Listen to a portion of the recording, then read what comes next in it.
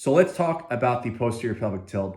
It's a very commonly prescribed exercise in rehab programs for low back pain and sciatica.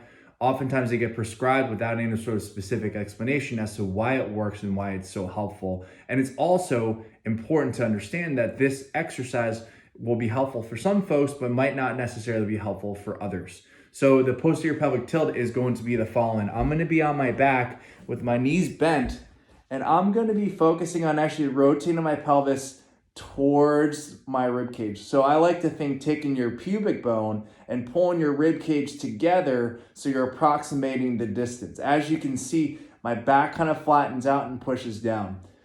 And so how can this actually help for some people? Now, if you have an anterior pelvic tilt and you're experiencing pain and sciatica pain, and you are what we call extension intolerant, which means that your body does not prefer this extended position, McKenzie press-ups, back extensions, they're not going to be helpful for you. So a movement like this posterior tilt will be helpful because you'll go from an arched position to more of a neutral or slightly rounded if that's what your body prefers. This is also a great opportunity to develop a little bit of core awareness, not necessarily core strength.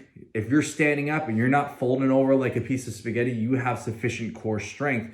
So this allows you to really focus on embracing and compressing your abs. And it's a compression. By squeezing your abs together, you're not sucking in.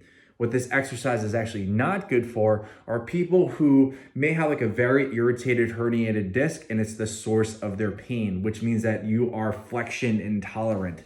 If you are flexion intolerant and your body does not prefer to round forward like this, then the posterior tilt is not for you. So if you fit the criteria in which flexion is good for you, you have an anterior pelvic tilt and that could be the source of your pain, the pelvic tilt could be a very useful tool. So again, this is how you're going to do it. You're going to get onto your back and you're going to have your knees bent.